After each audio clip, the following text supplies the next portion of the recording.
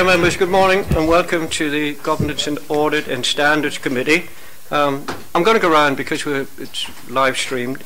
I'll go around asking people to introduce themselves if I may. So I'm Leo Madden and I chair this particular committee. Councillor John Ferret, Councillor for Portsgrove Ward. Councillor Simon Bowsher, Drayton and Farlington. Councillor Hugh Mason, Councillor for St Jude Ward. Michael Lloyd, Finance Manager for Technical and Financial Planning. Julian Pike, Deputy Director of Finance. Kelly Nash from the Strategy Unit. David Morman from the Procurement Department. Paul Somerset, Deputy Chief Internal Auditor. Elizabeth Goodwin, Chief Internal Auditor. David White, External Audit Manager from Ernst & Young. Peter Welf, Deputy City Solicitor. John Bell, Director of HR Legal and Performance. Michael Lawther, City Solicitor and Deputy Chief Executive. Joanne Miles-Smith, Democratic Services. Okay, thank you very much for that. Can I just do some housekeeping, which is if the continuous fire alarm sounds, evacuate the room and public gallery by the stairwells. Don't use the lift. And please assemble at Queen Victoria statue in front of the civic offices. And can I draw your attention, as we've already done, that we've been live stream, or whatever it is, live web streaming today. Okay? I have apologies from Councillor Neil Young. I already had them from Simon Bowsher, but I've spoken to him and he's turned up. Chairman, I also have apologies from Councillor Ian Lyon. Oh, okay. All right, so did you get that? Councillor Ian Lyon as well won't be here today.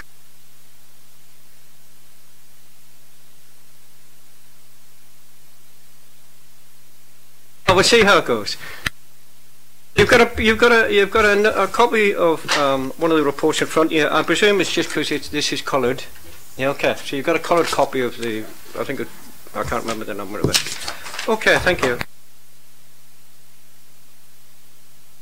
Could I, in case I forget at the end of the meeting, thank Michael Lowther, whose last meeting he hopes. This is of Governance Audit and Standards. He's been around for some time now, Michael. Always been involved in this committee. Always given you good advice. The number of times we've changed standing orders or need to change standing orders. Not so much the Constitution, I have to say, because things happen, and Michael's been there and made sure it happened, Michael. So I wish you well in your retirement. I'm sure the committee does, and thank you very much. Thank you.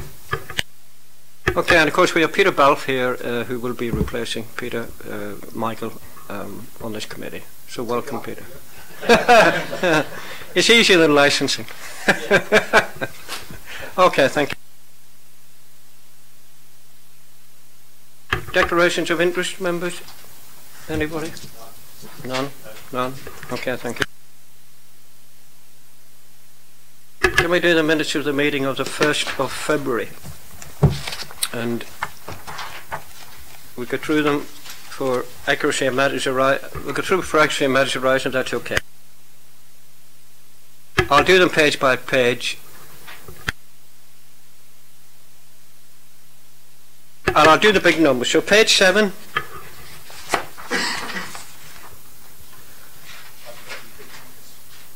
Oh, sorry, at the bottom of the page. Instead of one. Have you got? We've got a separate. Oh, have you? You've all got. I think I had as well. Okay. Let's start again. Page 1.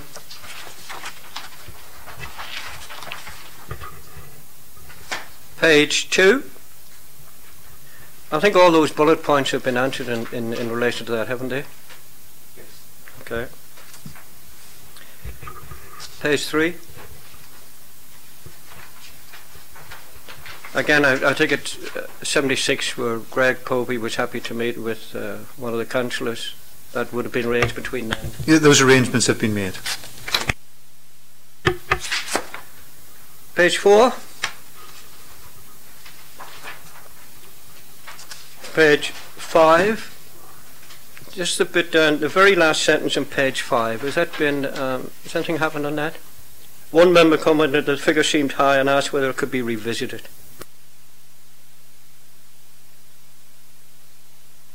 Sorry, I don't have the answer on that, but I'll get it provided to members. Okay, thank you. Page 6. Page 7. page 8, page 9, page 10, page 11. Items 12 and 13, as members will recall, were agreed by Council at the last Council meeting, so they are now being incorporated in the Constitution. Okay, thank you. Page 12, then. Page 13. Are those minutes agreed? Those who are here? Agreed. Thank you.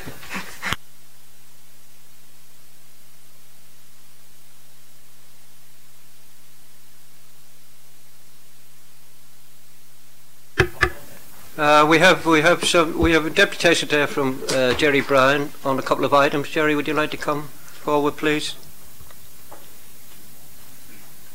He's doing both together.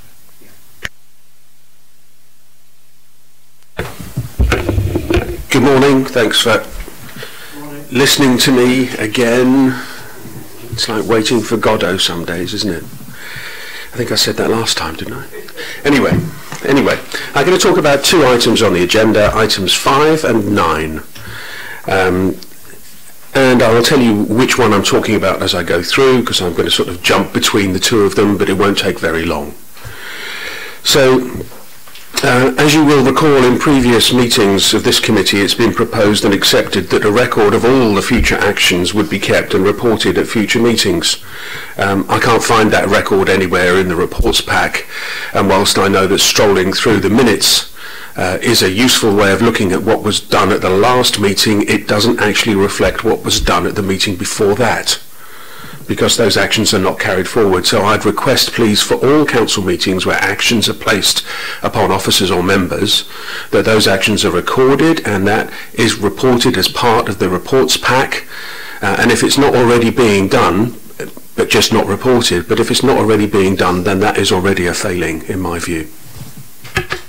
Can I say on that? I agree with you. I'm sorry about that, and I think we do it quite liberally here. But I think it's right. It should be recorded. But for instance, we've cleared some this morning, and we recorded that action's been taken. Thank you.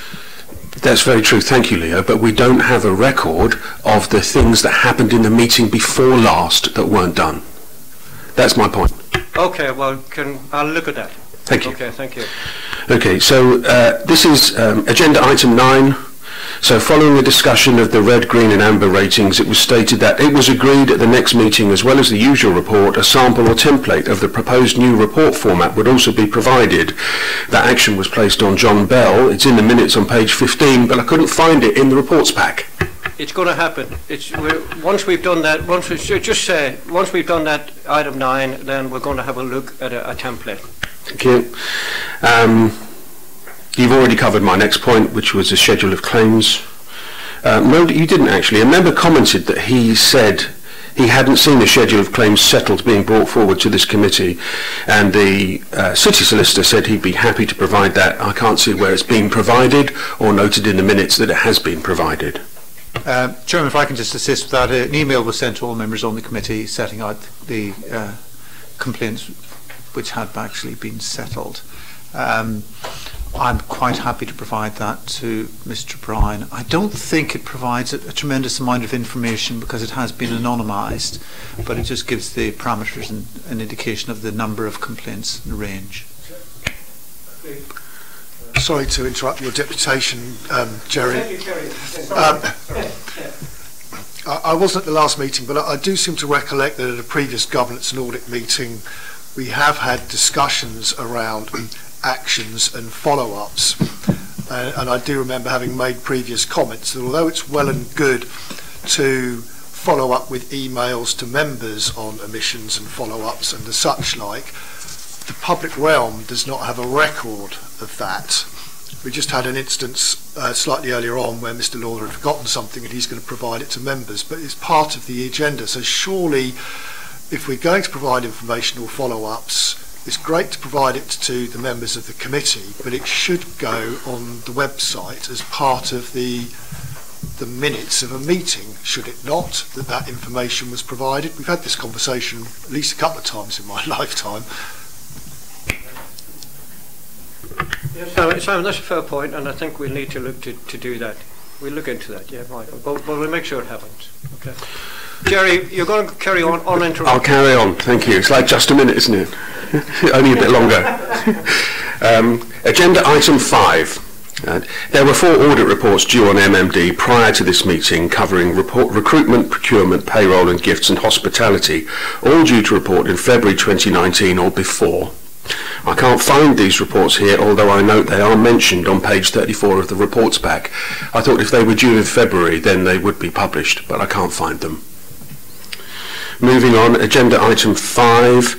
I note that the failure to implement a compliant gifts policy at MMD was blamed on the fact that the policy at MMD was implemented before PCC acquired MMD. Well, I thought that PCC acquired MMD in February 2008. So is it correct then to assume that the policies, procedures and protocols of a fully owned subsidiary have been non-compliant for 10 years and that no review of such has been carried out and that this is okay? I mean, frankly, in business, if this was me, if I'd acquired a business for the corporation, hadn't checked its compliance with the gift policy for 10 years, then I would expect to face some very serious questioning. And then it raises the question for me, well, if it's the case for MMD that in 10 years we haven't checked the gifts policy, where else have we not done things that perhaps we should have done? And what I'd like to see is somewhere every year a piece of paper signed by the managing director of the fully owned subsidiary companies that says that they have checked that they are compliant with the gifts policies and any other policies that they are required to comply with. And then agenda item 9. This is a repeat of the past. Please can governance audit and standards receive a regular update on the property portfolio performance? This was something that was promised when the property portfolio was established. The 20% that's supposed to be going to affordable housing and so on hasn't really been made clear where it's being spent. So there's a little on this on page 82 and 83 of the performance report, but not what has been requested in the past. So please can we see, and I'll be specific, the total amount of money borrowed to include and identify all sources, including government grants such as that for Tipner, the total amount of money invested, the amount of fees paid, the total amount of interest paid, the amount of rents received, the amount of interest received on money borrowed and not yet spent, the current occupancy percentage in terms of rental income, reporting on deviation from plan and any changes to future risk. These are things that I would expect to see as standard. None of them are specific to any particular property. They're just talking about the portfolio in general. I'd be happy to see it anonymised, but I think it's a report that we should have. This is getting on for £150 million of borrowed money that we are investing as PCC on behalf of me, the taxpayer, and everybody else who's a taxpayer. It should be reported on. We should know. And we don't want it obfuscated with, well, it's made more money because we borrowed the Tipner regeneration money to make it look like we didn't pay as much interest. But we don't know because there's no reporting. Right. And my last point again was, can we please go back to having a record of all the actions and chase them through, not just from the last meeting, but from the one before and the one before that, because they don't get carried over in the minutes. That's it. Thanks very much. Okay, thank you very much, Mr. Bryant, for that. On some of them, for instance, item 3, item 9, where a meeting was to be arranged with Councillor Lyon by MMD. I don't know that that happened, but we do know that it was left down between the two of them. So, but we'll seek to record that in future as a matter arising then when it happens. Okay. And the other bits we'll have a look at, Jerry. Thank you very much for that. Thank you. Okay, members, can we move on to item 4, please? The External Auditor's 17-18 Certification Report. Thank you, Chair. So our paper today is our certification report for 2017-18. This covers the work that we carried out on the Council's housing benefit subsidy claim for the 17-18 year. We undertake a programme of work on the subsidy claim that uses a methodology that is set out by DWP and PSAA, and which involves the use of sample sizes which are dictated by that methodology. We are then required to report the findings of our work, either to report through a qualification letter or to make agreed amendments to the final certified subsidy claim, depending on the nature and extent of the issues identified.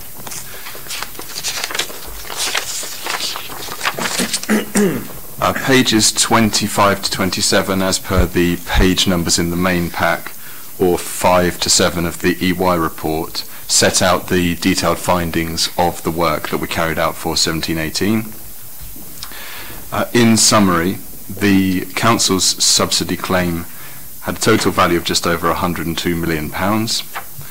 We made agreed amendments to the claim with a total value of £43,000, and we reported extrapolated errors in the qualification letter with a total value of just under £100,000. Happy to take questions on the sort of detail of the findings, but I wasn't proposing to talk through them blow by blow at this point.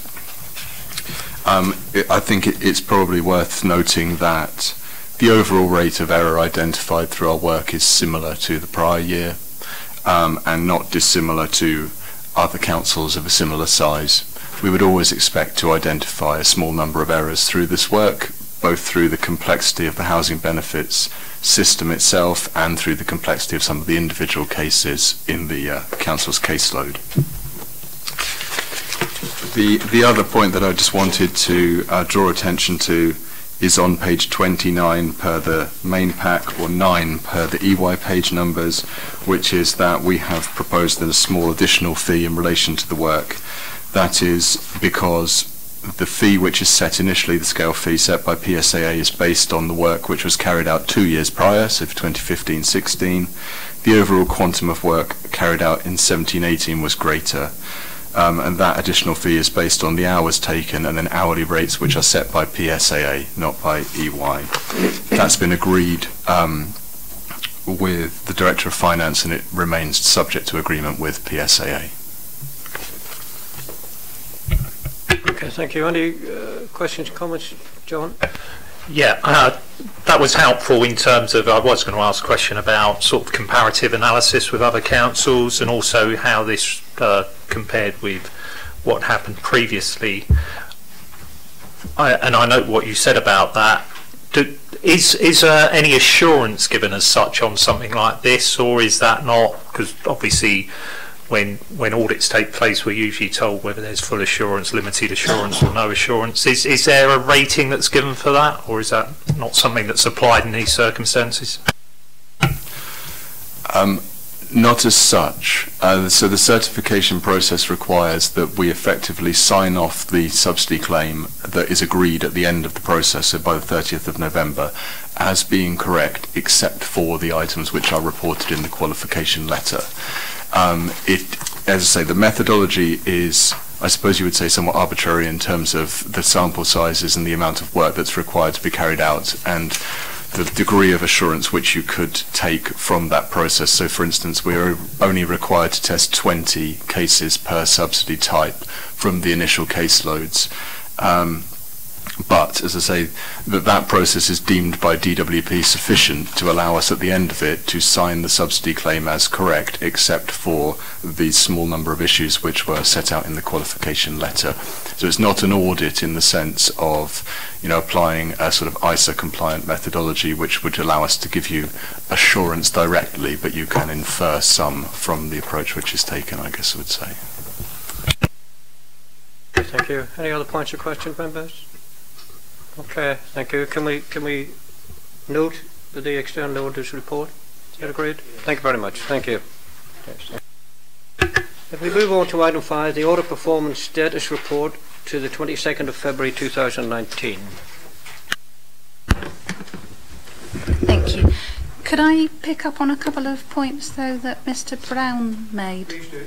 Please do. In relation to, I think, one of the first comments, which was around we had noted in the previous reports that the expected reporting period for a couple of the MMDs was February. It is the expected, which means I will only ever report to you when we've concluded everything. And unfortunately, audits can have small delays. So I've noted in this particular one, so they're not included because they haven't concluded. And they will be reported at the next reporting cycle. There's a very small turnaround between the last reporting cycle and this reporting cycle. So that's the response in relation to that. So as and when they are finalised, they will come through. That is expected, but that might move, that time frame. Could I just say on that, well, there's a lesson to be learned, isn't it? We shouldn't be given definitive dates then. We could say by if available or whatever, yeah? I think that's the sort of thing that Mr. Prime was getting to. And then we'd understand that it's not... The hope is it'll be here by February 19, but it may not happen for some reason. That's why I've said expected. But I can widen. In relation to the MMD policy, I may check with Mr. Brown at a later stage, but our report was saying it was last reviewed in 2018, not that it was only drafted in 2018. But I will clarify just to make certain that I've understood it correctly. Coming back to the report, obviously, that we have on the table, and hopefully you will have your coloured versions. We are practically there. We have a number of audits that we will need to conclude. We have a no assurance audit that we need to raise with you, which is in relation to the community centres, which I'm happy to take any questions when we get to the end of going through the particular report. Follow-up work is obviously still progressing, and that is included within this report that details what is open, what is closed, which is following a review of agreed follow-up actions. And we have no critical exceptions, but this really is to tell you that we are on track. One area is causing us concern. We have gone through this with the particular director that is responsible for this particular area, which is in relation to community centres, and we have had full cooperation and buy-in, and there is proposed actions that are in place to address the many issues that were raised, and we will carry out a follow-up review within the next 4 months of the new financial year to make certain that everything that has been agreed has been implemented. In relation to the community centres, we specifically looked at those that were staffed by PCC staff. So we will undertake an exercise for next year where we look at those associations where we're giving a grant and see what those arrangements are, but it will be a slightly different audit. So in relation to the 18-19, we are practically there. It will be sufficient to be able to give an opinion. But I've also included the 19-20 audit plan. So there is a schedule and a list of audits for you to consider. This is not quite a complete list, in that there will be a number of follow-ups that will be added to the plan, but I can't tell you as of yet which ones they are, because it will be dependent upon the results of the work that we undertake, which is currently in progress. We will follow up on any area where there is a high risk and when there is critical risks. We don't generally follow up on medium and low unless it is attached to an audit that has a high ranking exception already open. So I envisage that the plan that has been submitted will grow. The schools, there is an allocation in there that we will undertake some schools reviews, but at present we're in negotiation with which schools they will be. And obviously I have not sat down with the board of directors for MMD to determine which areas we're going to be looking at in relation to that particular scope. So I am happy to take any questions you may have in any of the areas. Okay, the city solicitor would like to make a point. Thank you, Chairman. For one very small point of clarification. Mr. Bryan raised a concern that he thought that perhaps we had a number of companies, businesses wholly owned by PCC, which would be trading without actually being compliant with PCC's policies. Absolutely right that any companies which we own should comply with relevant policies, and absolutely right that MMD in particular should have been complying with our gifts and hospitality policy. However, I wouldn't like the public to think that there was a large range of companies which the Council owns which are presently trading which are non-compliant. As far as I'm aware, there are only two companies which are presently active which PCC own, which is Vessel and MMD. The other companies are dormant, so it's quite a narrow range of companies, albeit that, having been said, they still should be compliant. Okay. Michael, thank you for that clarification. Thank you. Any questions or points from members on this particular item? John? Yeah, thanks, Chair.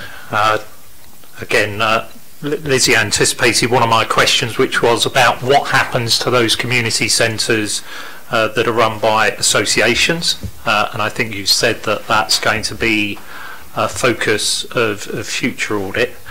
And I was raising that because the community centre in my own ward is one of those that has recently been taken back under council control, and I am aware of 2 reports, I think, that were undertaken into what was happening at the community centre. I don't know if Lizzie is aware of those reports.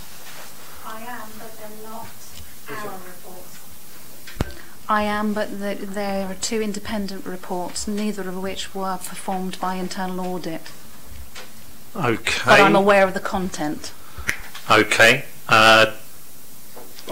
I was concerned about, I didn't really understand the status of those reports, but I think you've confirmed that it's not under audit as such, and I do know from Mr. Lawver his involvement with that, and they were undertaken by Mr. Povey, I think, in terms of looking. So, yeah, if Michael can clarify sort of what auspices those reports are undertaken. There were 2 reports. The initial report, which was commissioned by me, which was undertaken by Mr. Povey, which was into the management and running of the centre by the Paulsgrove Community Association. The second report, which I was commissioned to undertake at the request of the leader of the council, which I did, and which was externalised to Mark Heath, who is a solicitor working in private practice, who is well known to us as former monitoring officer of Southampton, which was a report to look at the procedure which was followed in the initial report by Mr. Povey, and he concluded that the procedure was followed was not an abnormal procedure, and the report itself was signed. Okay, notwithstanding under what auspices those reports were undertaken, I think they did highlight many of the issues that Lizzie has highlighted in this report, and I suppose it is some very concerning things as well. So I suppose it is, I was going to say, if Lizzie hadn't said about undertaking an audit, that it should be a matter of urgency, if not priority, in undertaking an audit in those associations. I recognise they are run largely by people that are volunteers or, with the best of intentions, but I think this report has highlighted, even in those community centres which are under the control of the council, that there are still some very serious issues there, and ultimately the liability rests with the council for those community associations as such, and there's all sorts of issues around utilisation as well, that we have community centres there. I know the one in my own ward that was being utilised about 30%, and there's a huge need for community services and things for kids to do, and yet that's just not being provided. So I think we need to focus on that as well, in terms of the assets that we have, how they're being utilised. Thank you, John. Simon, sorry, I had you next. Thank you very much, Chairman. I'm probably being a little bit more specific about my own ward's community centre as much as anything else, and that's more to do with the legal status of it, because you've listed 18. There are 18 on the website, which says to me that you've included the Drayton Centre in it. My understanding is that the Drayton Centre doesn't fall under the auspices of PCC in any shape or form, but can you just clarify that for me, Lizzie? I'm sorry, Councillor, I won't be able to. I'll have a look at present, but I can't remember off the top of my head which ones were included. We'll attempt to pull that information out between now and the meeting. If you could, because I've just had a quick look at the website, our website, and we list 18 community centres, and your report basically talks about the authority currently has overall responsibility and ownership of 18 community centres in the ward. Now, the Drayton Centre doesn't have any monies from the City Council in any shape or form. It's run by trustees, and the land and the building was gifted by the church to the community. So I'm not quite sure whether your report is actually quite accurate in its opening statement, to be quite honest. Are you happy to leave that with us if there's other questions, as and when, because we'll look at what's sat underneath. So if you can leave it with us for hopefully the next 10 minutes, we'll have the answer. That's fine, Lizzie. I appreciate it. I was probably asking you a question that you wouldn't have the answer to in front of you, but it's a case of my understanding of where we sit legally, I guess. Okay, thank you. Hugh? Turning to Appendix C, audit plan for the coming year, there are two areas in there where you are auditing areas where we have relatively limited involvement because they're being run for us under contract, which is the Guildhall and the pyramids. Could you explain more fully than you have done under provisional scope what is the scope of your audit of these matters? I think this is important for something in view of something which is coming up later in the agenda. Of course. If I take them one at a time, and this is a provisional assessment, so the scope may change at a later date. But in relation to the Guildhall, we have actually undertaken a couple of reviews historically.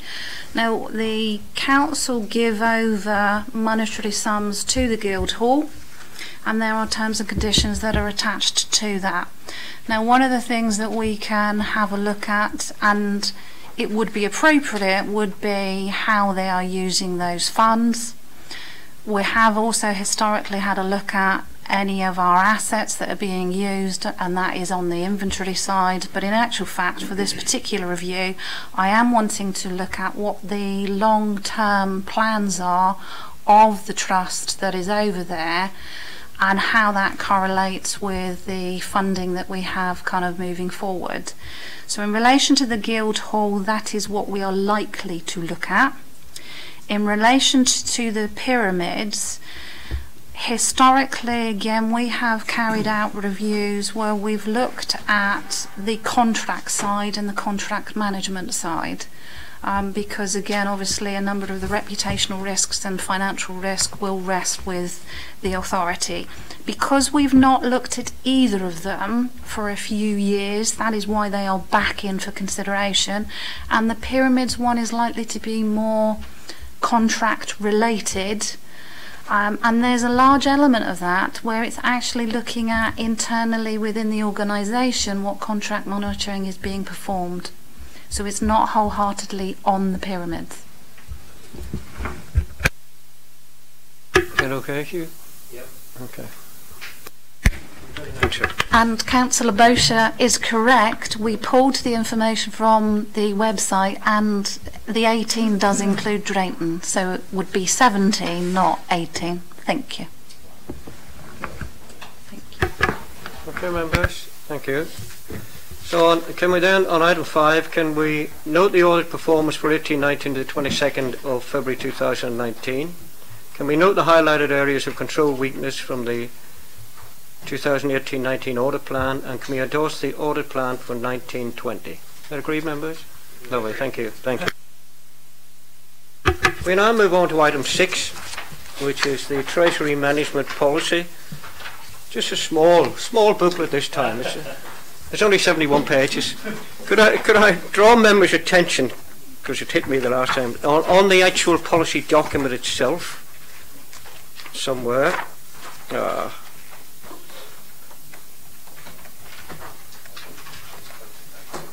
On page 61, in scrutiny, it just said the above reports are required to be adequately scrutinised before being recommended to the Council, which will be the week after next, and this role is undertaken by the Governance and Audit and Standards Committee. Okay, Michael, can I hand over to you?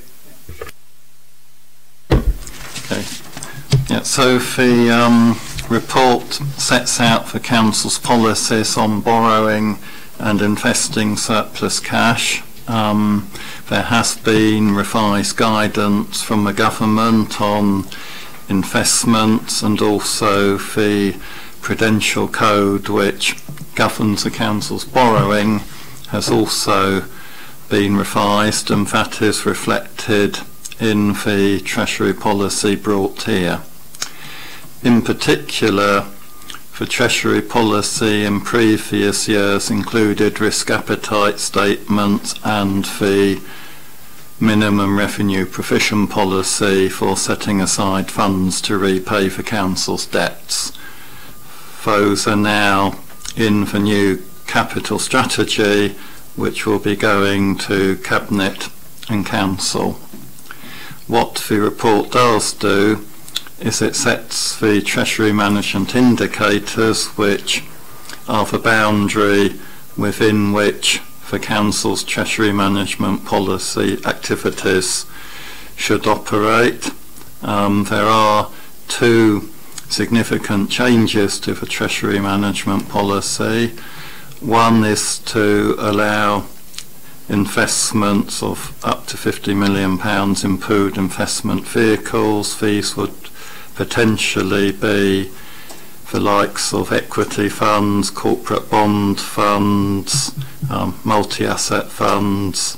The reason for that is so that if our cash balances don't go down, we can hopefully invest at least some of the funds at rates which are more likely to exceed inflation and preserve the value of the Council's cash in real terms.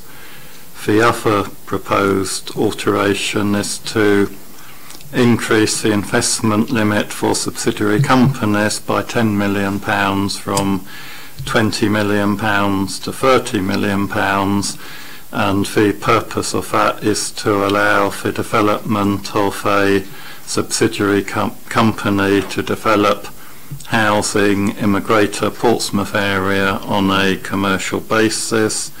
The report also contains recommendations that officers be given the delegated authority to operate within the Treasury management policy, and there's also a recommendation on how variances from the policy, should they happen, will be reported to the leader, the chair of Governance and Audit Committee, and happy to answer any questions. Okay, Michael, thank you very much for that. Excuse me.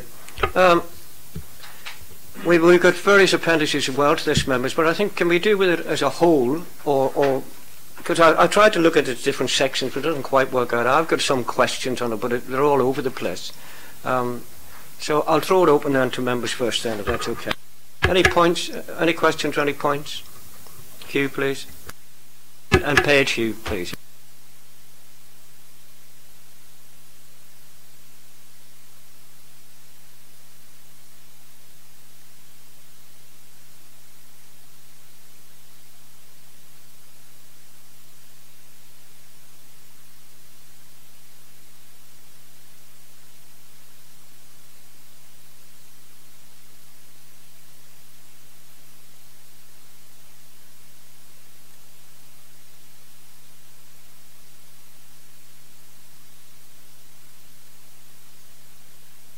Could you give this, firstly, advise me on why the ratio is going up, and secondly, how you see this affecting our flexibility and in what areas?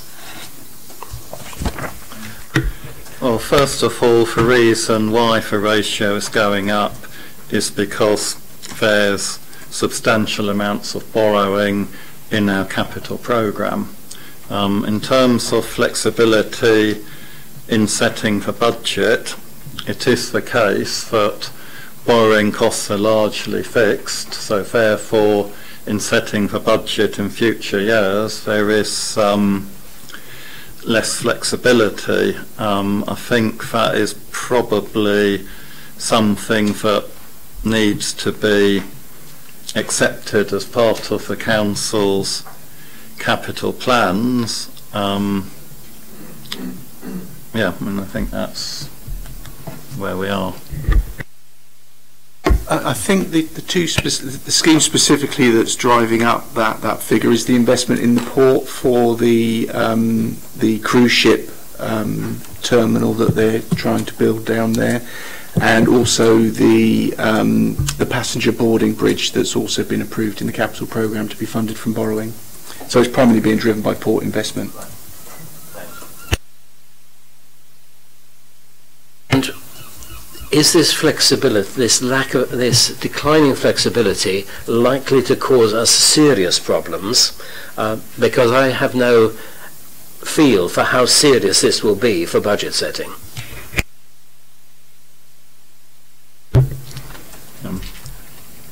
Yeah, I mean, it does reduce the council's flexibility. I think in the order of things, I don't think it's massive, and after a peak in 21-22 it does start to go down again. Having said that, with the investment in the port, we would hope that that would increase the contribution to the council's finances made by the port, and that would hopefully counteract the effects of a greater proportion of the council's budget being on debt servicing costs. Thank you. Could I just reinforce, hopefully is probably understating it, in that all of these investments where we use borrowing is subject to a detailed financial appraisal. Unless the planned investment will generate savings and also cover the servicing of the debt, the council wouldn't make the investment. So it's more than a hope that it will be a detailed appraisal that will dictate whether or not we actually do enter into that borrowing. John? Yeah, some questions on two of the recommendations, 3.1c 1 and 2, and the first one was about pooled investments, and I'm assuming from what Julian's just said there, this clearly is goes into the Treasury management policy strategy, but doesn't necessarily mean that it gives us capacity to enter into such investments. But I just want to understand pooled investments, who we are actually or would be pooling with. Is it other local authorities, or does it go beyond that? In respect to the recommendation about the maximum limit of an investment in a subsidiary company, on page 89, that talks about category 10 will consist of investments in subsidiary companies. In particular, funds could be invested to facilitate the establishment of a subsidiary company to develop housing in the Greater Portsmouth area on a commercial basis. That says could be invested. I wondered if there was any plans to do that, or has there been any preliminary investigation into setting up such a company? I suppose the concern would be that that only talks about property on a commercial basis, and clearly there's a great need for affordable housing in Portsmouth.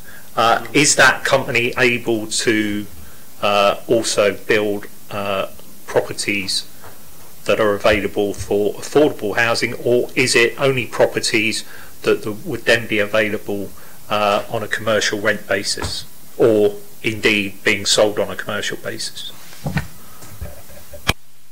To start with the pooled funds, these are funds managed by investment managers, and our investments would be likely to be pooled with private sector organisations such as pension funds and that sort of thing. I mean, it is effectively a number of organisations pay into a fund, and then a professional manager will invest the funds in line with the mandate of that fund, which will detail what the funds can be invested in.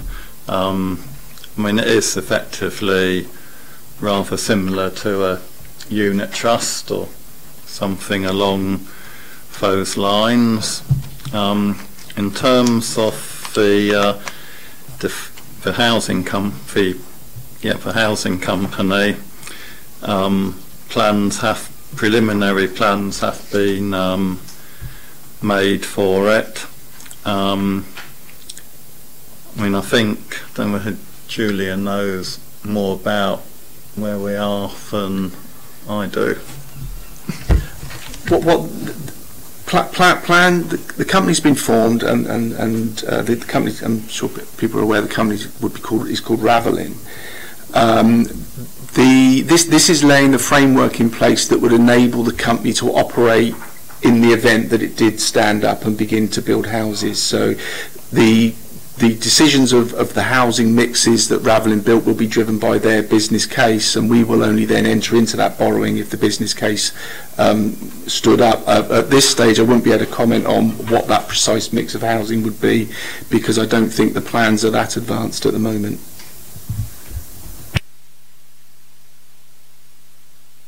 Okay, thank you. I have a couple of questions. On page 77, the debt reschedule bit.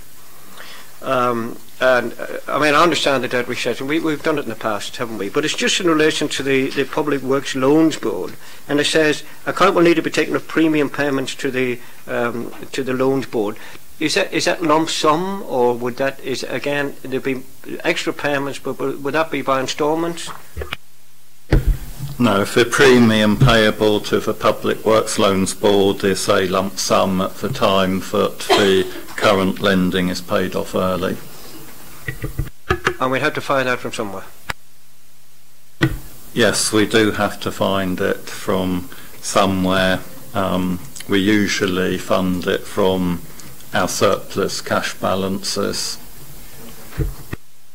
Thanks. Just to clarify, we would only do this if, in the event that we had one loan that we wanted to redeem early, because it was structured in such a way that we paid lower interest on the new loan that then covered the cost of the premium that we had to pay.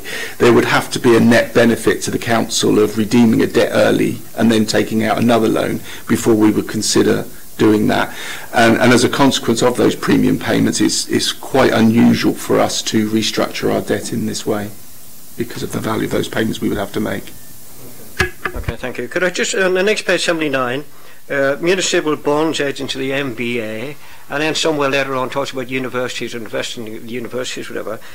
Do they come into operation in the next financial year? I'm not clear with this.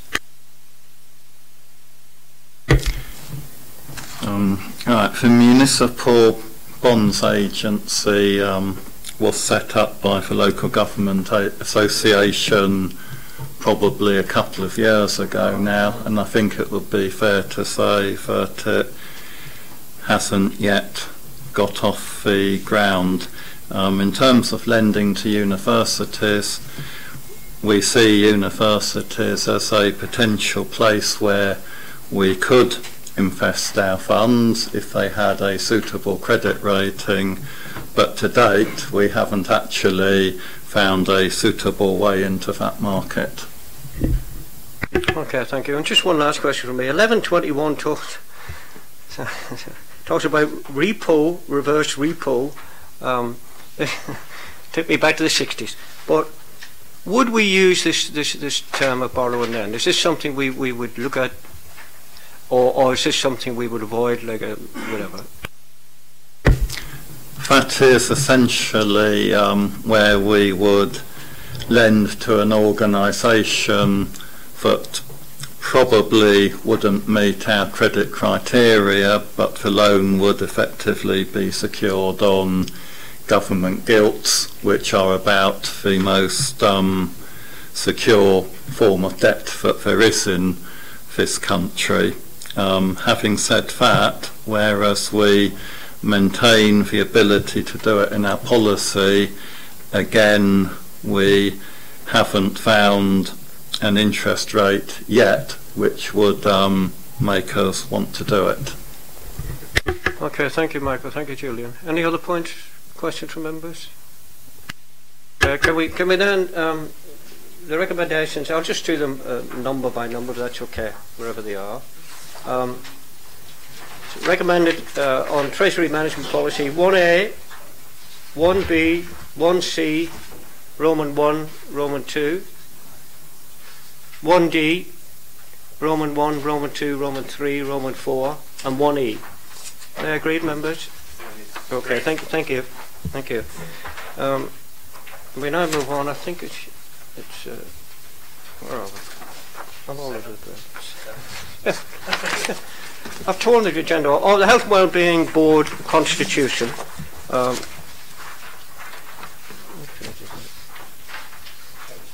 2, 3. Okay, who's Kelly? Is that your good self? Thank you. Thank you, Councillor Madden. So this report comes to Governance, Audit and Standards Committee as part of its journey through the process to enable changes to the Health and Wellbeing Board constitution. As set out in the paper, the Health and Wellbeing Board is a statutory body of local government which is convened from both the local authority and the CCG and is responsible for taking an overview of health provision within the locality. Given changes that are happening in the broader health system now, and also the need to start bringing some of the other groups together, some of the other partnerships that are across the authority, such as the Children's Trust Partnership and the Safe Portsmouth Partnership, to take a broader look at issues as they affect people across the life course rather than carving them up, it suggested that we actually revise the constitution of the Health and Wellbeing Board to take a slightly broader remit and expand the membership of that group to enable it to do so. So the draft constitution for the Health and Wellbeing Board, as attached at Appendix 1, is designed to achieve those outcomes. It's been considered in detail at a number of meetings now by the Health and Wellbeing Board themselves in order to enable them to fulfil those functions, and has also been considered by the Children's Trust Board and Safer Portsmouth Partnership as part of its journey here, all of whom are in agreement with the proposed changes. Thank you. Okay, any questions, points from members? Thank you. Sorry, sir. It's a kind of angled question from this, because I know virtually nothing about the work of the Health and Wellbeing Board. I can see that it has overview and oversight. How do we judge whether it is doing its work properly? Who audits the work of the Health and Wellbeing Board? And to whom is that reported? So in terms of how we judge its success, I suppose in broad terms the success of the work would be judged by the achievement of the objectives in the Health and Wellbeing Strategy, which is owned by the Health and Wellbeing Board and sets out a wide range of objectives that it wants to achieve in terms of population healthcare in Portsmouth. Very happy to send copies around for the board if that would be useful, and as part of their work the board do regularly consider how they are progressing on those. I'm not conscious around its formal audit arrangements, although it would be audited as part of other work if the work of the Health and Wellbeing Board reflected that. And there was another element to the question, wasn't it? There was a third one. Yes, question of responsibility, because it seems to stand there very much as a thing in itself. To whom is it responsible? So it doesn't actually at the moment necessarily, although that's not to say in future, subject to other reports like this, it wouldn't change, but at the moment it doesn't necessarily take many decisions in itself. It's been both a, I suppose, consultative steering forum for decisions that will then subsequently be taken through formal groups such as the Cabinet member in Council or Council itself, or through the CCG governing board, or in some cases a decision is already taken by those bodies and then comes back to the Health and Wellbeing Board to be endorsed and, I suppose, shared more widely across the partnership. So it has few decision-making responsibilities that have been delegated to it, although it does have some statutory functions that need to be fulfilled.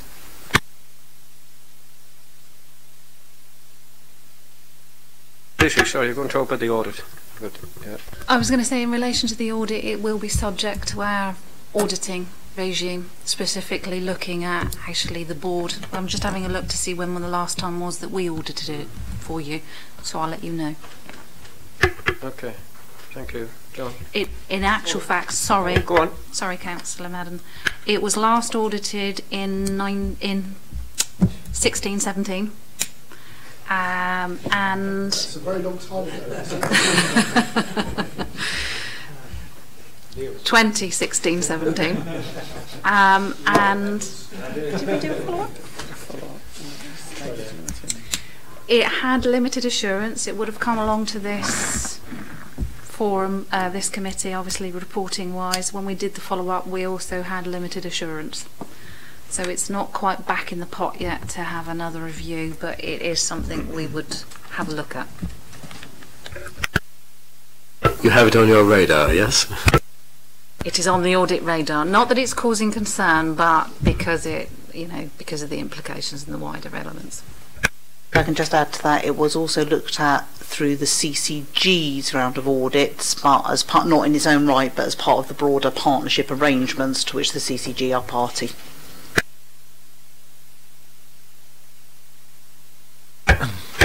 Thanks, Chair. Far be it from me to suggest that we have even more paperwork when we've got over 450 pages of reports here, but I do find this item very brief. We have the Constitution there, or the new Constitution, but I do find this item very brief in terms of justification and reason for doing this. So I note the use of the word efficiency, and I note what Kelly has said in terms of rationale, or brief rationale, as to why this is being done.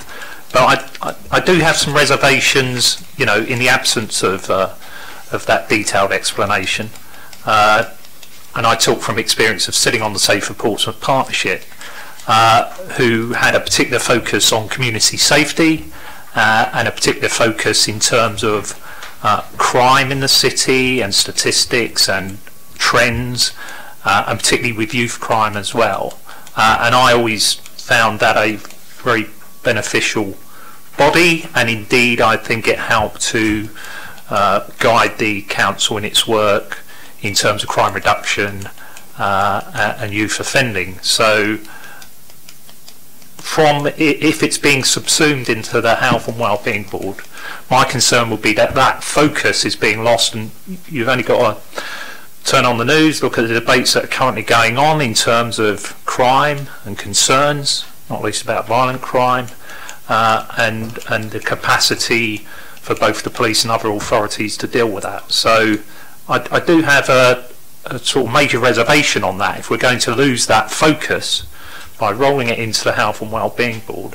Kelly did say that the Safe Portsmouth Partnership were in agreement, so I'd be interested to see something written from them, and what sort of review was undertaken into the work they do, and how that can be accommodated in the Health and Wellbeing Board. But like I say, I do have in the absence of that information, I've got real reservation, not least given the needs of the city, the needs particularly in terms to focus on crime and crime reduction, and also youth offending. So could you respond? Yeah, I think that's such a pertinent point at the moment. So just in terms of the aims of the Health and Wellbeing Board, to clarify, the rewritten aims include those responsibilities around the trends and data analysis, which over time, things have happened sort of sequentially. So the first requirement was for a Safer Portsmouth Partnership. That was quite a long time ago. Subsequently, there's been a responsibility for a joint strategic needs analysis that is supposed to include the Safer Portsmouth Partnership crime analysis. So over time, things have started to converge anyway. So there's an extent to which this is a tidying up exercise on that element. In respect of focusing particularly on the issues around knife crime, for example, serious violence is a really interesting prism, which is one of the things that's been looked at around this, I suppose, coming together, because I think you're exactly right. There's an angle that's been taken around Safer Portsmouth Partnership, which is around looking at sort of the particular criminality issues. The Children's Trust Partnership would have been subsequently looking at disaffection from young people from education, which has clearly been an issue, adverse childhood experiences, childhood exploitation and harm. The Health and Wellbeing Board have been looking at other issues such as what is the response to substance misuse, what is the response to the public health approach around such issues as deprivation and poverty, all of which sort of intersect. And I think that's absolutely part of the issue that's been alighted on, that we tend to, in each of those groups, take an item and look at it through a certain prism. The ability to bring those together and look at them in a single way has probably been slightly hampered by the way we've tried to carve them down to a certain partnership that looks at a certain angle. I think if you look at the membership, that would absolutely include the Chief Superintendent of Police, for example, our probation colleagues, representatives from schools. So it's not just about changing the terms of reference, it is broadening that membership to ensure that there is that life course across. In terms of the discussions that have been had, absolutely happy to furnish you with those sort of records of those discussions. Yeah, I think that would be useful, Chair, particularly as this is going to full council, but I'd certainly like to see more information before coming to a conclusion on this. Yeah, can I say I was involved at the inception of the Health and Wellbeing Board, being a cabinet member for social care or whatever. So wrote myself into the position of chairing the Health and Wellbeing Board. You noticed, and it's evolved. You're right. The membership has evolved over the years. I mean, mainly it was councillors then and CCG, and that was it. And then some co-opted people like Health Watch, but very not lots of them. Now it's evolving more. I think the composition, when I've looked at it, is actually better now because it involves more people, more decision makers within the community itself. The same questions you raised, John, were raised. This was raised about 6 months ago. I was back on the Health and Wellbeing Board as the chair of HOSP, but only for a short time. And the questions you raised were raised then. You know, is it going to be better? Will it actually give a better remit and better discussion, in-depth discussion to members of the board? And I was convinced that it would. I think you're right. There are prisms. You look at things, some things, very detailed, but nevertheless sometimes loses the big picture. And I think this. I actually agree with that. It should be. There should be different members on it. And we talked about A and B, so there'll be voting members. Tries not to vote, but had a vote. 2 votes in the last year, but when we set it up, we did say we expected to come to consensus clearly on it, because we're talking about the health and well-being of our people here rather than fighting over silly little things as the 2 votes in fact were. So if you're happy, just go to council, John. I think we should go to council. I think they'd like to implement this as quickly as possible. They're telling us that the Children's Trust Board and the Safe Apportionment Partnership would be better within this. That's what they're telling us, John. I don't know, but I'm happy to give it a run anyway. So if you can provide a bit more information, I can bring it up, John, at the council meeting, that's okay, but let this go forward under the recommendations there, and then any additional information, say yourself or anybody's not happy with, we could take up at the council meeting. Is that okay? Yeah. Is that okay? Yeah. Okay. Kelly? If I can just add to that as well, there are some very, very specific functions that both the Health and Wellbeing Board and Safe Apportionment Partnership do fulfil. Generally, for those very specific detailed functions, they've been done in task and finish groups or sub-boards of those, and they would continue. So, for example, in relation to the Health and Wellbeing Board, they have a particular role in relation to pharmacy closures, and there is a particular process that they undertake that's not within the main board. Similarly, the Safe Apportionment Partnership has a particular role in convening domestic homicide review groups, and that would continue under those auspices. So there'd be no change. Those very detailed and very specific functions. Okay, John. Just one follow-up. There was something I should have raised earlier, but it sort of caught my eye when going through the Constitution, and I can't see the lead member for community safety on there. What's the reason for that, given that clearly they were the ones that presided over the Safe Apportionment Partnership? I think it was felt that when we were looking at the membership, the leader of the council is represented within that, and that would bring that, I suppose, viewpoint to bear.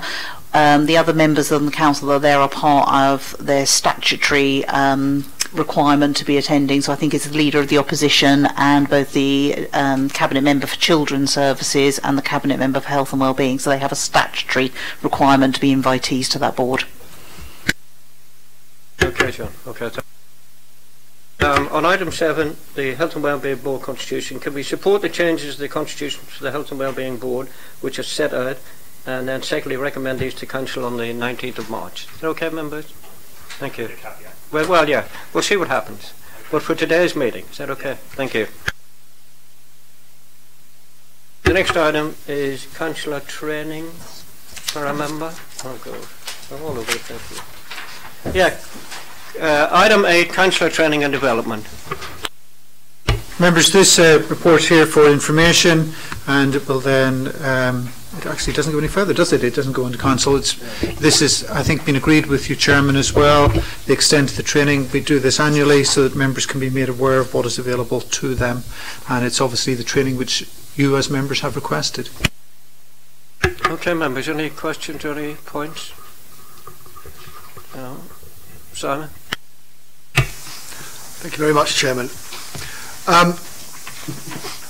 some of these are mandatory training sessions, like the planning committee and the licensing committee. Are those the only two that are mandatory training sessions before councillors can actually sit?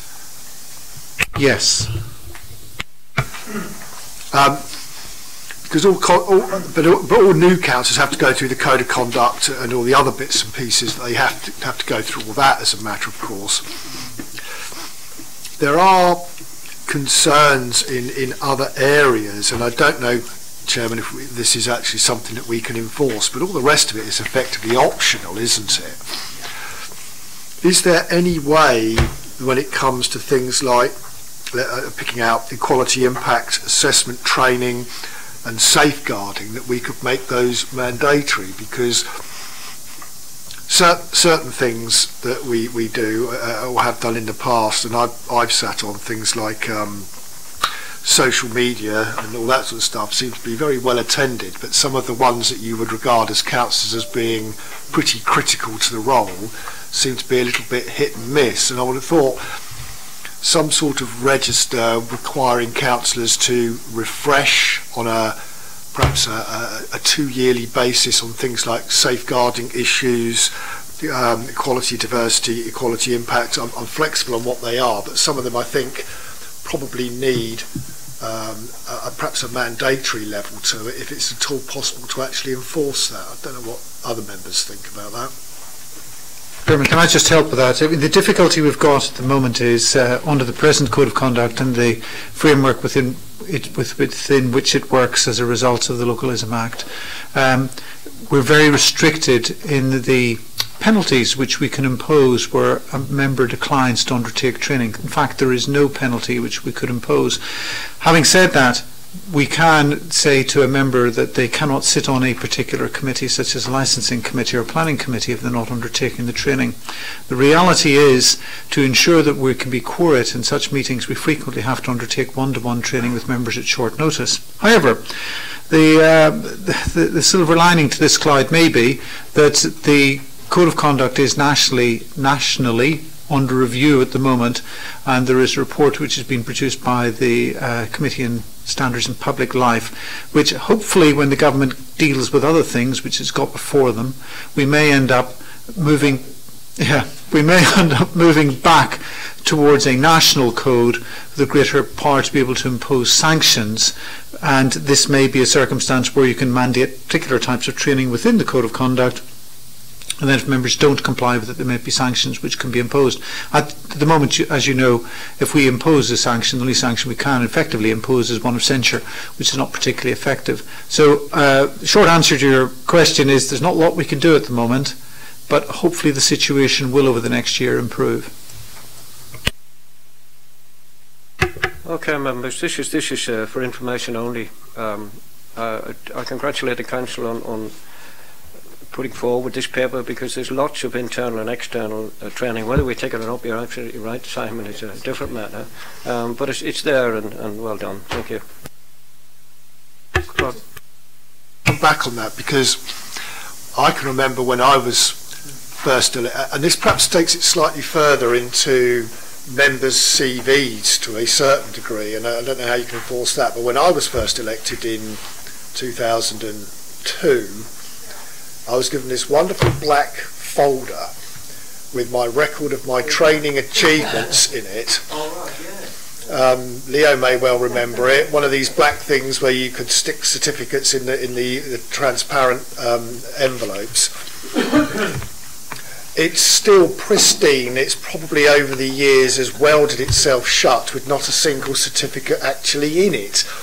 Now it sort of comes back to the and I've been on plenty of these training courses, and some of them I found very, very well, but there is an element there that a lot of people that put themselves forward for local councillors and such like don't actually have anything to show when it comes to training or anything like that as part of a CV when they're in what you might call the real world. Is there any way that we can sort of take this forward so that there's something meaningful attached to those sorts of things?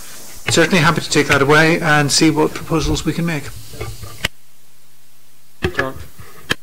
Yeah, in the absence of any formal measures or enforcement measures that can be taken. I suppose the only other mechanism would be via the political groupings in terms of group leaders. I do know they meet with the chief executive, and maybe they've met with Michael in the past, but this could be that is a forum which can try and exercise some informal enforcement or monitoring in terms of training. I say that as a group of one, so I'll do my own. But clearly, that is something I think that can be raised on a regular basis with group leaders, and it's something that can be done through the political groupings. Okay, John, thank you. You're right. Okay, can we move on to item 9, which is the Performance Management Update Quarter 3 2018-19. This is only over 153 pages. Okay. I hang over to John. Is it John? Kelly? No, it's Kelly. Oh, Kelly. Yeah, so as we all know, this is a regular report that comes to the committee on a quarterly basis.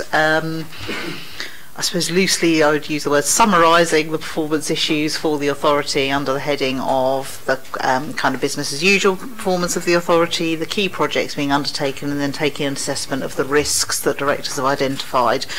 As always, very happy to take any questions about particular issues, although given the size of it I can't particularly guarantee that I will know the detail of those, but of course always happy to go away and come back in more detail if that is required.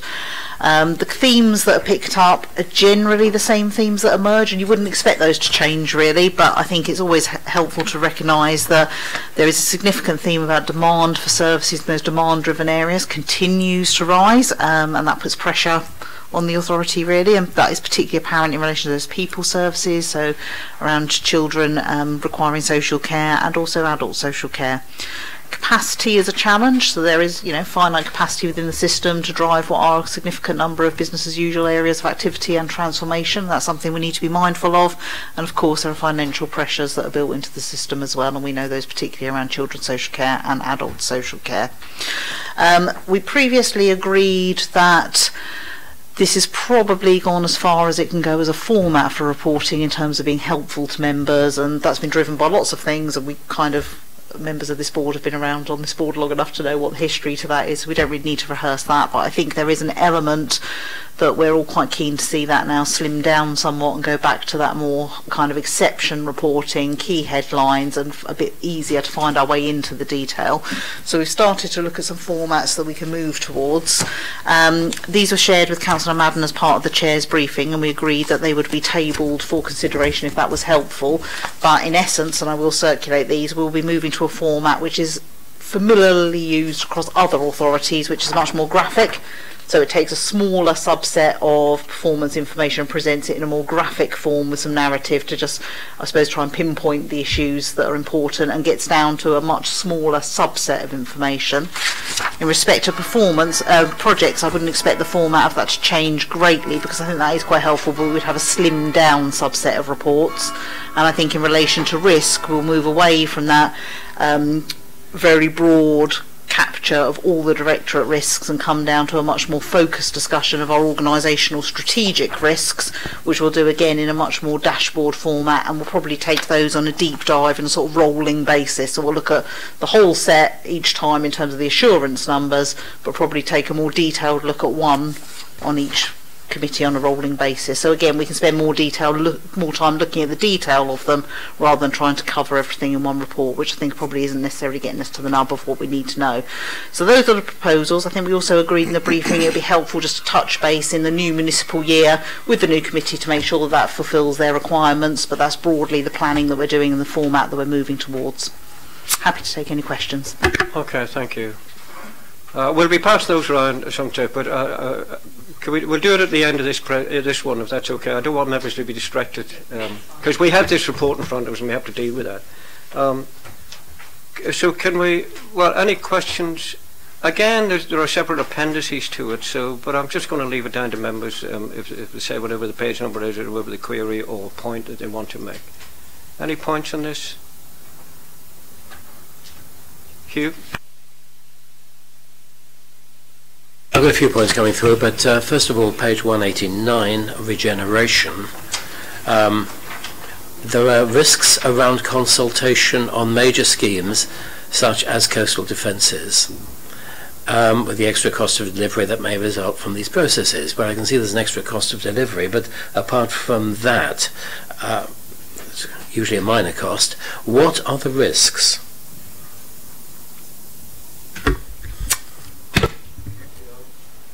No, I couldn't answer in detail on that, but I'm very happy to get some more detail on that and circulate that to the committee.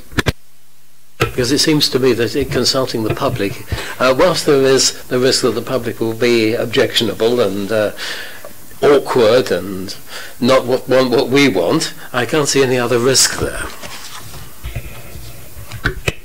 I'll clarify the meaning of that and come back to you, Councillor Mason.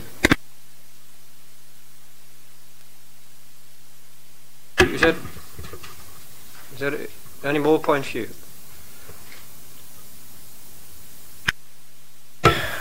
A number of the reds give cause for concern.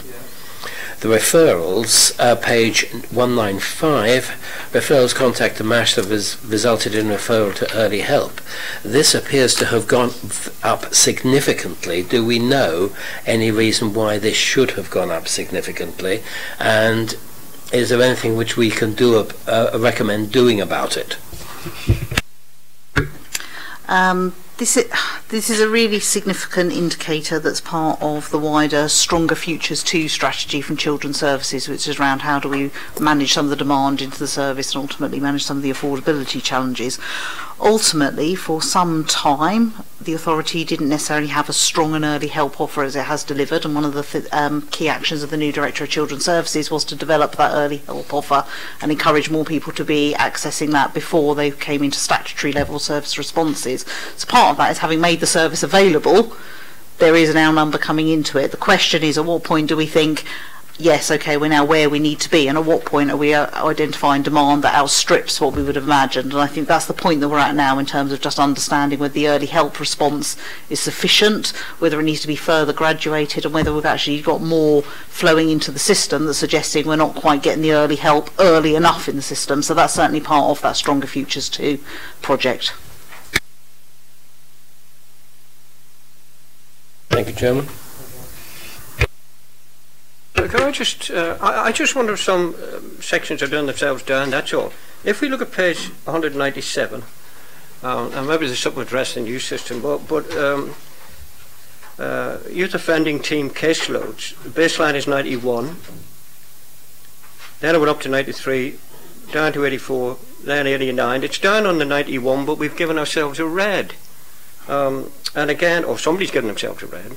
And then the next one, again, we don't even know what the baseline is, but the numbers have gone up. The baseline could be 42 for all we know, and therefore 25 would be well below that. I don't know if anybody's any views on that, or are these saying that they're red, correct, rather than say amber or green? I don't, the specific traffic lights get me because there are shades of each of them, aren't they? But nevertheless, if we're doing red, green or amber, you know, I just wonder, Kelly, when people are looking at this, whether they're doing themselves justice, that's all.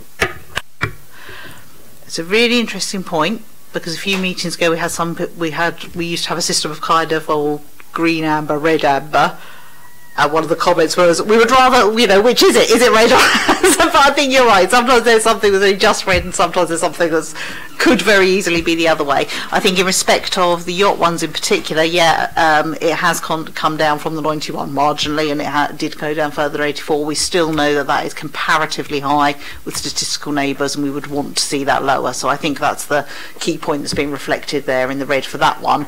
But you're right, sometimes things are only just, and there is a judgment call that's been made, but we did specifically brief that people should be very clear in their call and not be going for kind of graded colours. If we're saying the baseline is 91, say, and it's lower than that, well then it shouldn't be red, should it? But still high compared with others, and that's the concern they're raising. Oh, so we're doing, okay, right. I didn't realise we were doing comparative as well as our own. Yeah, it's something that the service would wish to see lower, and in that one some of the changes are, the significant changes will be longer term, but that is certainly something the service feels is higher than it should be for the city. Okay, I was just trying to be nice, that's all.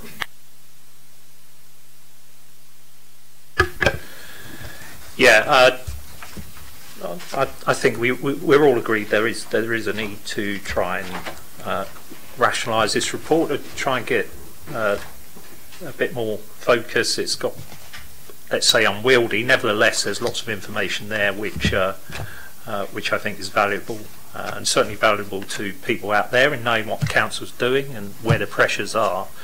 I think in the director's summaries, I assume that we're going to retain the director quarterly summaries. I think the directors should be giving us a report, and they should be giving us a comprehensive report along the lines that we have for children's services, which I think is insightful, and is not shying from saying what the issues are and what the key concerns are.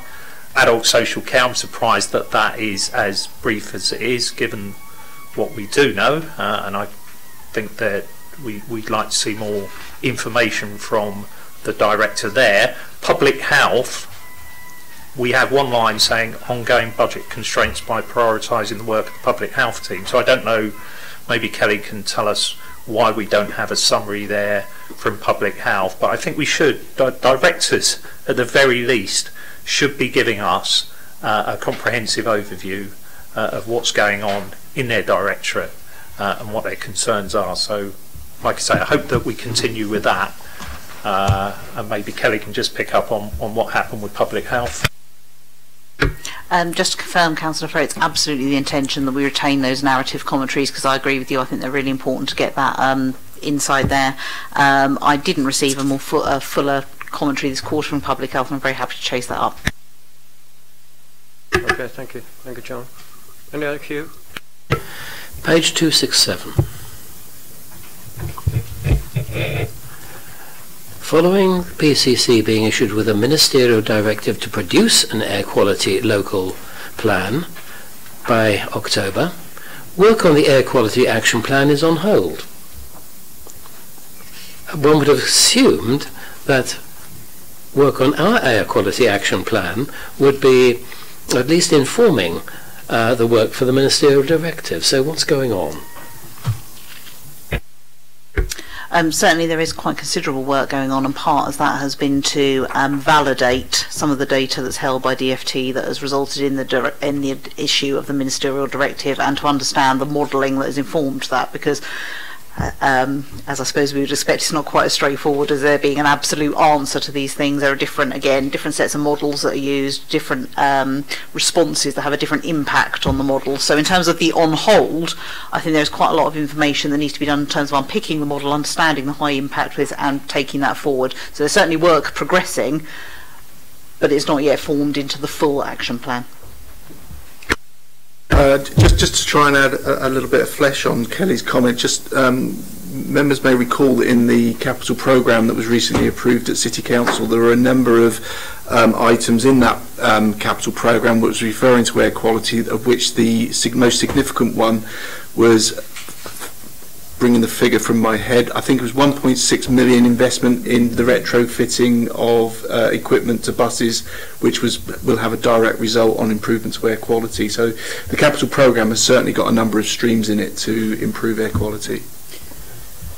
Just one further point I'd make in relation to the air quality action plan for the next year going forward. It's being peeled out as a project in its own right that will see reported as part of the projects, because that's how we're going to choose to monitor it and report it, so that everyone can see what the progress is on actually progressing that. So it will come out of the business as usual section for here and will be reported as sort of a single line in its own right.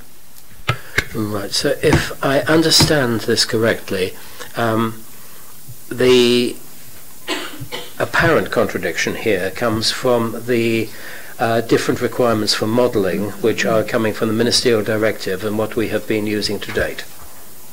Thank you. Yeah, I was... Sorry, Simon, I think... Oh, are you okay for the minute, Hugh? I'm okay for the minute. Okay, Simon.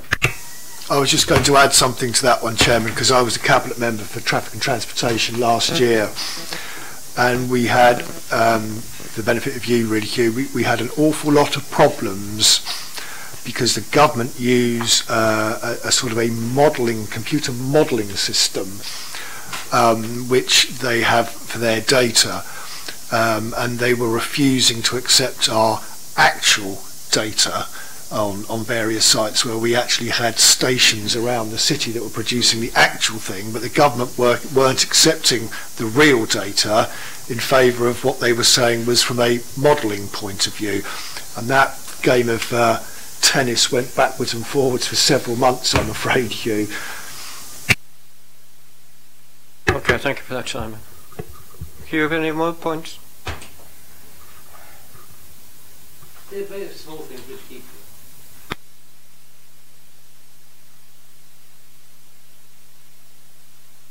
Page 349, there seems to be a really major problem here which has been outlined. It's difficult to know what the city can do to address this problem. It seems to be a national problem which is affecting us for the recruitment and retention of teachers in this city. Who will have an oversight of this, and do you know of any work which is going on to address this, so that it might be moved from red, a very deep red it would appear, towards a lighter red or even to amber? So this work's being overseen by the Portsmouth Education Partnership. I think most people will be aware, but the Education Partnership brings together head teachers, governors, the Teaching School Alliance, academy providers and further education providers in the interest of education in the city. And it's one of their absolute priorities, because we do understand that improving attainment and achievement in the city absolutely relies on having those good quality teachers here. So it's something they've identified as a priority, and part of the reason that it is here as a project is for delivering that strategy. So this isn't necessarily read in relation to the delivery of the strategy, which is potentially misleading. It's read in relation to the current position that they would hope to be turning around with that delivery of the strategy. But yeah, it's it's their number one priority in terms of those achieving education attainment. Thank you. Could I just go back on page 348, which is one that the Troubled Families Recovery Plan, and we started off very well a few years back dealing with this, and there was external government money for that. But that makes sad reading the comment on it that we could be 700 families short of the attachment required to achieve 1,520 claims. But there's a date here of March 2020. Has this been accelerated in any way, Kelly, do you know, to make sure that we at least try to hit those targets or get as near as possible to? Yeah, you're right, we made a really, really great start at Troubled Families Phase 1. The model changed Troubled Families Phase 2, and we struggled to translate the work that we'd set up for Phase 1 into Phase 2. In effect, the framework changed for the Troubled Families programme. We weren't quite in a position to translate it easily. A lot of work's been done to that, and actually quite a lot of that work has been related to the earlier point that we talked about the rollout of the early help offer in the city for families, and that has now considerably accelerated. And while it's showing red on quarters, this quarter 3, this report, isn't it? So shown red on this one, the most recent data published by the Troubled Families at ministerial, the Troubled Family Programme at ministerial level does show that Portsmouth is the most improved authority, and now we've moved considerably up that national ranking, and we expect to carry on doing that with the work that we've done, which has included pulling in some additional data resource to go back over and reinforce those claims. So yeah, that's absolutely improving. The rate of claims are accelerating, and actually one of the things they have done is actually release some funding that was being withheld until we showed improvements. So that has now been released, so I would expect that to continue to be an improving story. I think you should write these reports. That was more upbeat in the report itself. Thank you, Kelly.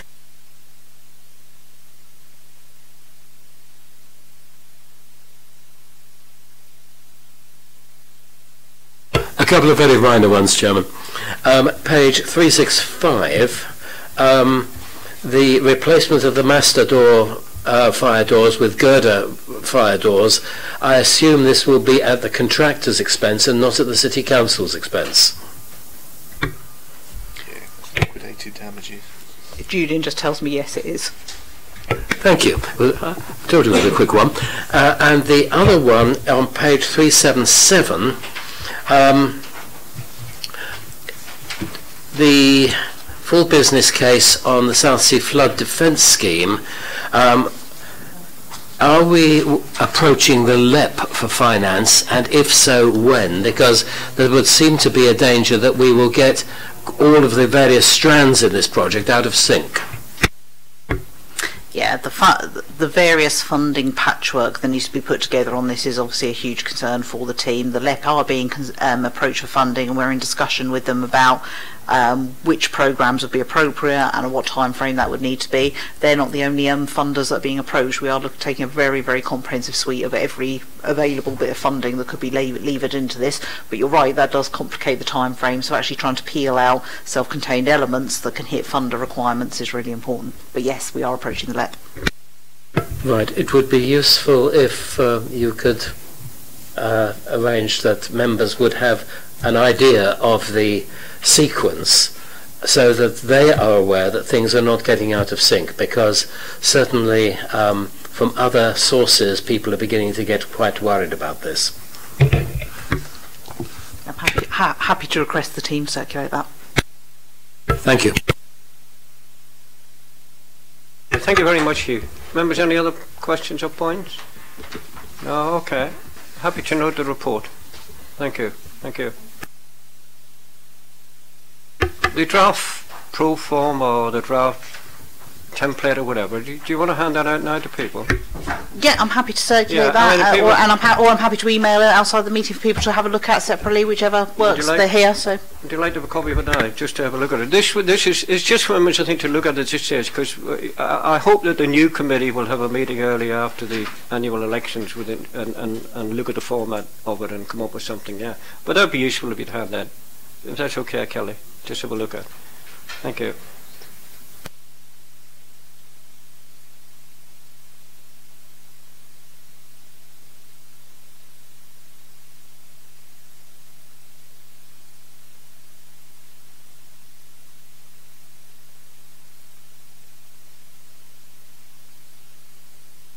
On to item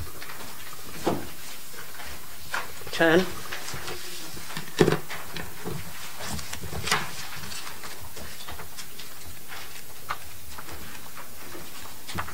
Okay, we're on to item 10, which is the exclusion of public and press. That's only for the confidential bits which you've received without. There is a white paper here, and if members are happy, we can, if they need to ask questions or points on the white paper itself. But on the confidential bits, I have to move exclusion of press and public. Is that agreed, members? Agreed. Thank you very much. So we'll go to if members will just stick, and thank you, David, to the white bits of this agenda item number 11. Thank you. Thank you, Councillor Mann. This is for information only. This is your quarterly procurement management information report. Comes to this committee quarterly, provides the committee with information on procurement indicators over 4 broad themes. Firstly, compliance with contract procedure rules. Secondly, regarding waivers. Thirdly, regarding spend on the council's largest suppliers. And fourth, on contract performance management. The headlines, I believe, are that compliance with contract procedure rules is 96%, which is above the target the committee set. Waivers, the use of waivers has come down by 80% compared to the last time this report was brought to the committee. Happy to take questions as you go through the white papers. Again, as Kelly said, I don't guarantee I'll know the answers, but I'll do my best. Okay, could I just ask a question? I know this for information only, but could I ask on page 436, just something jumped out at me. The very last sentence. Legal services have commented that whilst this methodology is indicative of good practice, it is not indicative as to compliance with legal requirements. Should I be frightened about that? I don't think you should, no, but it is true that the way that we declare whether a transaction is compliant or not with contract procedure rules is by assessing whether that transaction is linked to a contract. That's on the council's contracts register. For a contract to be on the council's contract register, it will be compliant with contract procedure rules, but what a legal are saying is that there is a link which relies on officers to tag transactions with the number of a contract for it to pass through as a compliant, and so it's not a direct link to the contract register. There's only one. What I would say is, it says it's not definitive as to compliance. I think you can rest assured that if there is a problem which your legal team's aware of, they will deal with it. Okay, well, I assume that, but thank you for that, yeah. On the details of waivers, there's only one with not obtaining 3 bids, which is good. There's only one, but are there any real excuses for people not obtaining 3 bids? I don't believe there are many excuses, but there are certain niche markets where we may not be able to attract attention. Except a lot with the port and things like that, except all that. All other reasons are also due to scheduling and timing, where there are a small number of key suppliers delivering to the public sector. We, due to potentially the size of projects that we're advertising, may not attract enough interest from them, simply because there's other more interesting and larger projects going on. And so we do find that we would get reduced bids due to that reason. Okay, there's only one which is good in that sense, and I do accept that there will be various circumstances. Could I just ask on the page 445, David, on the top 20 suppliers, we're talking about a lifetime contract with Mountjoy of 130 million, and then with ComServe of 130 million. Is that the same 130 million, or are there 2 separate ones? It's 2 separate contracts, so between them worth in excess of $250 million. Oh, they're their own business, aren't they? Okay.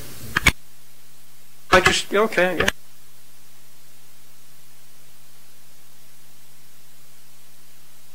Well, I'm faffing about here. Any members, any points on the white paper bit? No? Can we get a list of the waivers? Sorry. Yeah, we have a list of the waivers, yeah. It's in there somewhere. Yeah. In the white bit. Yeah. Yeah.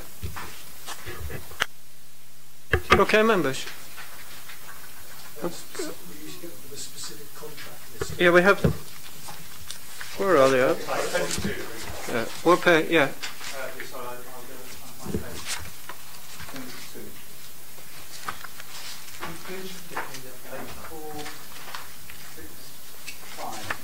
465. It's the very end of the Appendix 2. Appendix 2, Simon, of the white paper bit.